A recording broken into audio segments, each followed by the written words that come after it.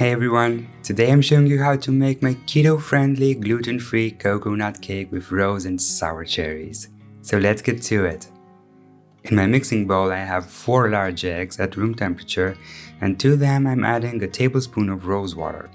Because coconut flour is quite absorbent and dry, I'm adding 20 milliliters of grapeseed oil, and to sweeten things up, 100 grams of erythritol. Mix these until the mixture doubles in volume, and then add 75 milliliters of sour cherry juices from the sour cherries you just thawed. To keep increasing the volume of the mixture, keep mixing for another 5 minutes or so. Then add 250 grams of rose jam chantilly. I'm gonna link to it in the description below. And after you incorporate this, you're done with the first half of the liquids we need for this cake.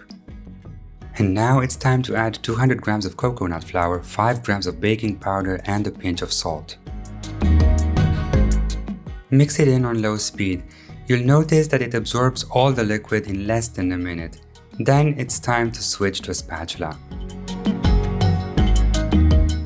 Give the mix a few folds to incorporate all the coconut flour, and then add 200 milliliters of whipping cream. Now mix the cream in until it's completely incorporated and the coconut flour hydrates a little more. It's still not going to be enough though. You're gonna need another 200 milliliters of condensed milk. I prefer using condensed milk here because it promotes an even browning. The reason I'm adding the liquids in 2 phases is to avoid making a huge mess.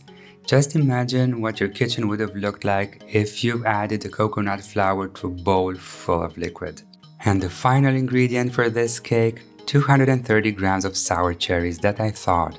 You can also use fresh, but I didn't have them, so thawed worked just fine. The advantage of using thawed fruit is that it also leaves more water, and when you're working with coconut flour, you need all the liquid you can get. This is a medium-sized rectangular baking pan that I greased and lined with parchment. I dollop the batter in the pan and then I level it with my spatula at first, and then I switch to an offset spatula to get an even surface. But of course, the last step is entirely optional. It's just for aesthetic reasons.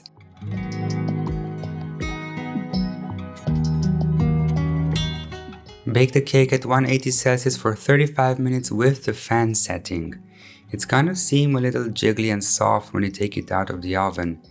Leave it at that. It'll set as it cools.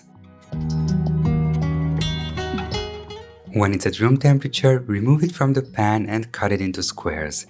You're gonna see that it's quite soft and crumbly. That's because coconut flour doesn't have any gluten to lend it more structure. Enjoy it like this or decorate it with more rose jam chantilly. I really love the floral twist on this one.